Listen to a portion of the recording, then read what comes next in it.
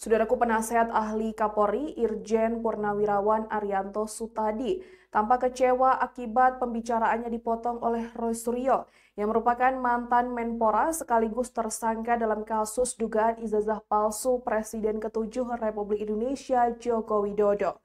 Berikut informasi selengkapnya. Saudaraku penasehat ahli Kapolri Irjen Pol Purnawirawan Arianto Sutadi tambak menunjukkan emosinya ketika pembicaraannya dipotong oleh Roy Suryo. Ahli telematika sekaligus mantan Menpora yang kini menjadi tersangka dalam kasus dugaan ijazah palsu Presiden ke-7 Joko Widodo. Insiden tersebut terjadi di sebuah talkshow di kanal YouTube Indonesia Liars Club bertajuk Ujung Polemik Ijazah Jokowi. Roy Suryo CS tersangka Jokowi tak tersentuh yang tayang pada Sabtu 1 November 2025 malam.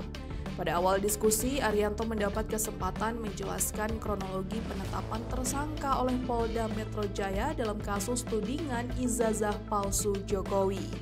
Ia menekankan bahwa proses di Polda Metro berbeda dengan penanganan Barreskrim yang sebelumnya menghentikan penyelidikan dugaan penggunaan ijazah palsu oleh Jokowi. Pernyataan Arianto kemudian dibantah oleh kuasa hukum Roy Suryo, Abdul Ghafur Sangaji. Ghafur menyebut bahwa penghentian penyelidikan oleh Barreskrim dilakukan berdasarkan hasil laboratorium forensik. Ia berpendapat bahwa sesuai perpol yang disusun Arianto, penggunaan lapor seharusnya hanya diperbolehkan pada tahap penyidikan, bukan penyelidikan. Menanggapi hal itu, Arianto menjelaskan bahwa parpol tidak melarang penggunaan lapor pada tahap penyelidikan selama tidak melibatkan tindakan upaya paksa. Ketika Arianto dan Ghafur beradu argumen, Roy Suryo kemudian menyela dengan menyampaikan pendapatnya mengenai aturan yang dianggap tidak konsisten.